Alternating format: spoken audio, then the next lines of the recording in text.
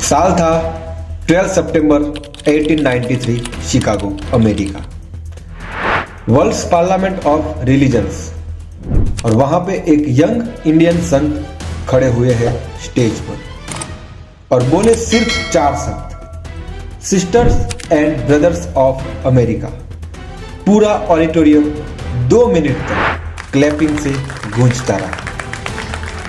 उस दिन दुनिया ने जाना कि इंडिया सिर्फ सोने की चिड़िया नहीं बल्कि विजडम और स्पिरिचुअलिटी का घर है। आज हम जानेंगे उस महान पर्सनालिटी की स्टोरी जिसने पूरी दुनिया को इंडिया का रियल फेस दिखाया। बात करते हैं 12 जनवरी 1863, कलकत्ता। एक मिडिल क्लास बंगाली फैमिली में जन्मा एक बच्चा और नाम था नरेंद्र नाथ दत्त। फादर विश्वनाथ दत्त जो कलकत्ता हाईकोर्ट के लॉयर थे, जो कि इंटेलिजेंट लॉजिकल माइंड वाले थे। माता का नाम था भुवनेश्वरी देवी, बहुत ही रिलीजियस स्ट्रॉन्ग महिला थी। नरेंद्र में बचपन से ही 2 क्वालिटीज थी, क्वेश्चनिंग माइंड और फियरलेस नेचर। स्कूल में टीचर्स को सवालों से परेशान कर देते थे और कहते थे कि why should I believe this, मैं इस पर क्यों विश्वास करूं। यही था उनका फेवरेट क्वेश्चन। लेकिन सबसे इंटरेस्टिंग बात यही थी कि नरेंद्र स्पिरिचुअल चीजों में बिल्कुल बिलीव नहीं करते थे। भगवान को भी क्वेश्चन करते थे। मेडिटेशन, प्रेयर सब उन्हें मीनिंगलेस लगता था। कॉलेज के दिनों में नरेंद्र वेस्टर्न फिलोसॉफी और साइंस पढ़ते थे। बेकन, मिल, स्पेंसर के आइडिया से इन्फ्लुएंस थे। लॉजिकल थिंकिंग को ही सब कुछ मानते थे। लेकिन एक क्वेश्चन उन्हें हमेशा परेशान करता था कि आपने भगवान को देखा है? और यह क्वेश्चन उन्होंने ब्रह्म समाज के लीडर्स से पूछा, प्रोफेसर से पूछा, फेमस रिलीजियस स्कॉलर से पूछा, लेकिन किसी के पास संतोषकारक जवाब नहीं था। सब कहते थे भगवान है, आपको विश्वास रखना होगा। लेकिन नरेंद्र को विश्वास की नहीं, डायरेक्ट एक्सपीरियंस की जरूरत थी। फिर 1881 में एक फ्रेंड ने उन्हें सजेस्ट किया कि आप दक्षिणेश्वर में एक संत है रामकृष्ण परमहंस, आप उनसे मिलकर देखो। नरेंद्र ने सोचा एक और कोशिश करते हैं, शायद ये आदमी भी रियल आंसर नहीं दे पाएगा। फिर वो नवंबर 1881 में दक्षिणेश्वर काली टेम्पल गए और वो भी अनिच्छा से। लेकिन उनको मिलते ही रामकृष्ण बोले, अरे तुम आखिर आ ही गई, मैं तुम्हारा ही इंतजार कर रहा था। और फिर नरेंद्र चौंक गए और मन ही मन सोचते हैं, यह मुझे कैसे जानते हैं। फिर ज्यादा सोचने की जगह डायरेक्ट क्वेश्चन कर दिया, सर क्या आपने भगवान को देखा है? सुनते ही रामकृष्ण ने जवाब दिया, हाँ मैंने ईश्वर को देखा है।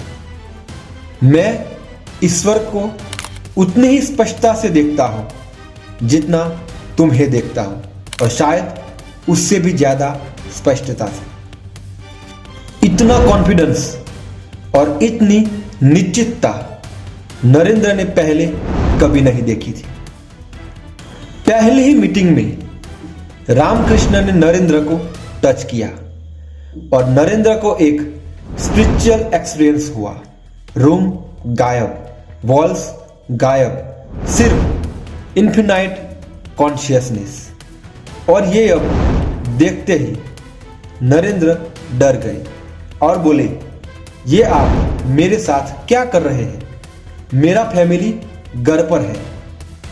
रामकृष्ण हंसते हैं और बोले, चिंता मत करो, सब कुछ समय पर होगा। इसके बाद 5 साल तक नरेंद्र रेगुलर दक्षिणेश्वर जाते रहे। लेकिन प्रतिरोध भी था। एक तरफ रामकृष्ण का अनकंडीशनल लव और दूसरी तरफ स्पिरिचुअल एक्सपीरियंस और एक तर्कसंगत दिमाग का प्रोटेस्ट भी। नरेंद्र को फैमिली क्राइसिस भी आया, फादर की सडन डेथ और फाइनेंशियल प्रॉब्लम्स। घर चलाना मुश्किल हो गया और फिर नरेंद्र गुस्सा हो गए एक दिन और बोले, अगर भगवान है तो मेरा परिवार इतना कष्ट में क्यों है। एक दिन निराशा में काली मां के सामने जाकर प्रार्थना करने लगे, माता, हे मां, कृपया मेरे परिवार की गरीबी दूर करो। और फिर एक दिन ऑटोमेटिकली वर्ड्स निकले, give me knowledge, give me devotion, give me detachment. 3 बार यही हुआ। तब रियलाइज हुआ उनकी प्राथमिकताएं बदल गई थी और सभी चीज और जरूरियात सेकेंडरी हो गई थी। फिर 1885 में रामकृष्णा को थ्रोट कैंसर हुआ, लेकिन मृत्युशैया पर भी शिक्षण चलता रहा। और फिर आखिरी मुलाकात में रामकृष्णा ने नरेंद्र को अपनी सारी स्पिरिचुअल पावर ट्रांसफर कर दी और कहा, मैं तुम्हें सब कुछ दे रहा हूं, अब जाओ और काम करो। और फिर 16 अगस्त 1886 रामकृष्ण का डेथ हुआ। सभी शिष्य तितर बितर हो गए, असमंजस, अब क्या करना है। नरेंद्र ने लीडरशिप ली, सबको इकट्ठा किया और कहा कि गुरु ने हमें मिशन दिया है, मानवता की सेवा करो और संदेश फैलाओ। लेकिन पहले सेल्फ रियलाइजेशन। 1890 में नरेंद्र ने संन्यास ले लिया और नेम बदला स्वामी विवेकानंद। और फिर शुरू हुई भारत की यात्रा। 3 साल तक पैदल हिमालय से कन्याकुमारी तक। यह यात्रा सिर्फ स्पिरिचुअल जर्नी की नहीं थी, यह थी इंडिया की रियल कंडीशन का ऑब्जर्वेशन। राजस्थान के रण में, बंगाल के गांव में, साउथ इंडिया के मंदिर में, हर जगह गरीबी, अंधविश्वास और सामाजिक समस्याएं। लेकिन साथ ही देखा इंडिया की रियल स्ट्रेंथ भी है, फिलोसॉफी, स्पिरिचुअलिटी, टॉलरेंस, विजडम है। कन्याकुमारी में 1892 में 3 दिन मेडिटेशन किया उस फेमस रॉक पर जो आज विवेकानंद रॉक मेमोरियल है। वहां क्लियर विजन मिला, इंडिया का रीजनरेशन होना चाहिए, लेकिन कैसे? शिक्षा से, आत्मविश्वास से या फिर आध्यात्मिक शक्ति से। एक और विजन भी आया, भारतीय ज्ञान को पश्चिम में ले जाओ और पश्चिमी तकनीक को भारत में लाओ।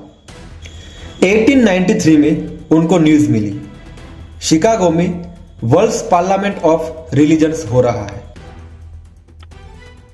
यह चांस था इंडिया को रिप्रेजेंट करने का, लेकिन समस्या ये भी थी, न पैसा, न निमंत्रण और न उचित कपड़े।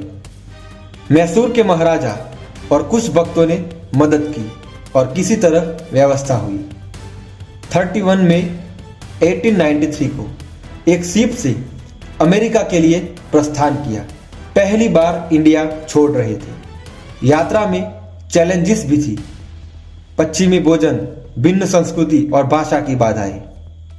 शिकागो पहुंचे और पहुंचकर पता चला विदाउट प्रॉपर डॉक्यूमेंट्स एंट्री नहीं मिलेगी पार्लियामेंट में। 11 सितंबर 1893 पार्लियामेंट की ओपनिंग। विवेकानंद को लास्ट मोमेंट में चांस मिला। 12 सितंबर दोपहर के सत्र में उनकी बारी आई। नर्वस तो हाँ, प्रिपेयर्ड स्पीच नहीं थी। स्टेज पर खड़े हुए, डीप ब्रेथ ली और शुरुआत की sisters and brothers of America. Instant standing ovation मिला। 2 मिनट तक तालियां बजती रही। उन्होंने कहा, it fills my heart with joy unspeakable to rise in response to the warm welcome which you have given us. आपने जो गर्मजोशी से स्वागत किया है उससे मेरा हृदय अवर्णनीय खुशी से भर गया है। लेकिन स्पीच में क्या था स्पेशल, आइए जानते हैं। पहली बार किसी ने कहा था सभी धर्म सत्य है, सबकी राहें एक ही मंजिल है। जैसे अलग अलग जगहों से निकली धाराएं मिल जाते हैं समंदर में, वैसे ही भगवान अलग अलग रास्ते जो लोग अलग अलग प्रवृत्ति के माध्यम से अपनाते हैं, विभिन्न रास्ते भी या टेढ़े या सीधे सभी आपके पास चलते हैं। यह मैसेज था टॉलरेंस का, यूनिवर्सल एक्सेप्टेंसन का। अगले दिन अमेरिकन न्यूज़पेपर में हेडलाइंस छपी, greatest figure in parliaments of religions, brilliant monk from India, cyclonic monk takes America by storm, suddenly Vivekananda become celebrity, lecture invitations everywhere. Next 3 साल में पूरे अमेरिका और यूरोप में lectures, London, Paris, Germany, everywhere crowds.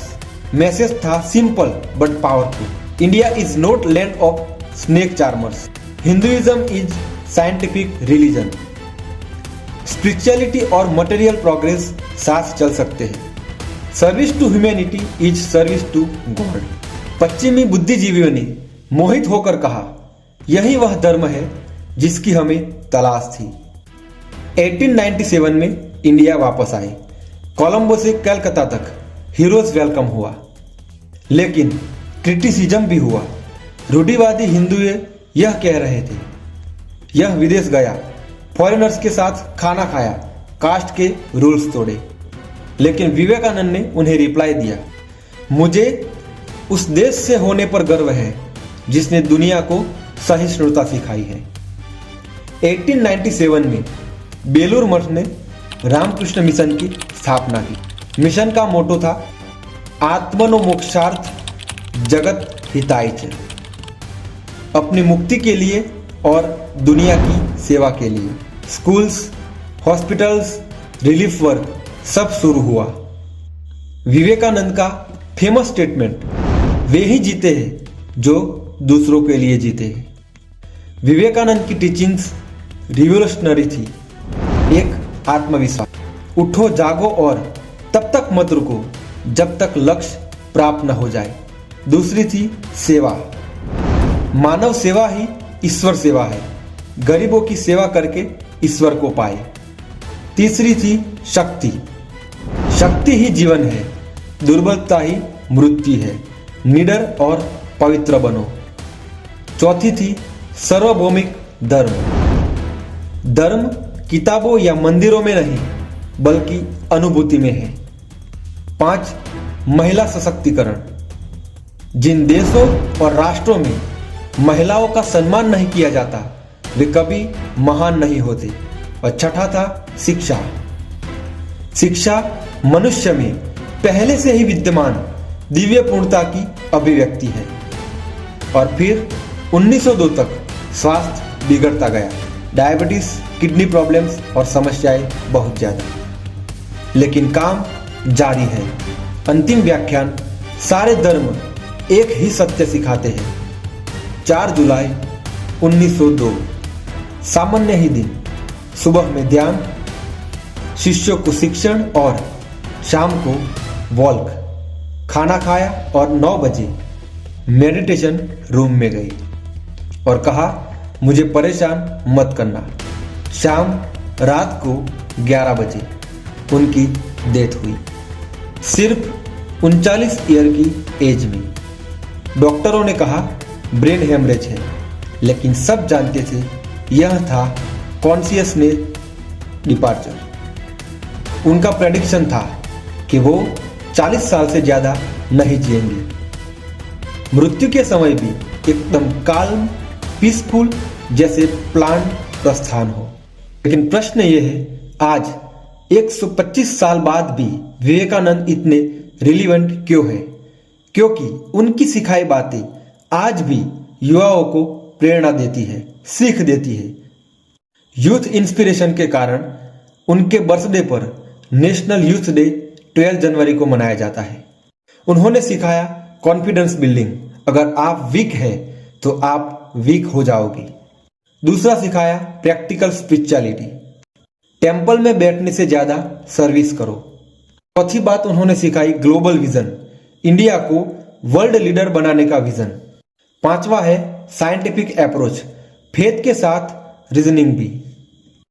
Modern India की हर achievement में कहीं ना कहीं उनका कंट्रीब्यूशन है, चाहे वो आईटी इंडस्ट्री हो, स्पेस प्रोग्राम हो या स्पिरिचुअल टूरिज्म, सब में उनका इन्फ्लुएंस है। विवेकानंद ने प्रूव किया है, आप कितने भी ऑर्डिनरी बैकग्राउंड से आओ, अगर डेडिकेशन है, पर्पस है, तो आप वर्ल्ड को चेंज कर सकते हैं। उन्होंने सिखाया फेलियर से डरना नहीं है, सीखना है। क्रिटिसिज्म से हतोत्साहित नहीं होना, बल्कि और स्ट्रांग और मजबूत बनना है। Take up one idea, make that one idea your life, think of it, dream of it, live on that idea. यही था विवेकानंद का सक्सेस मंत्र। तो आप भी डिसाइड करिए आपका वन आइडिया क्या है, कमेंट्स में बताइए। और अगर यह वीडियो इंस्पायरिंग लगा तो लाइक करना और सब्सक्राइब करना ना भूलें। आपके अंदर भी एक विवेकानंद छुपा है, बस जगाने की जरूरत है। जय हिंद।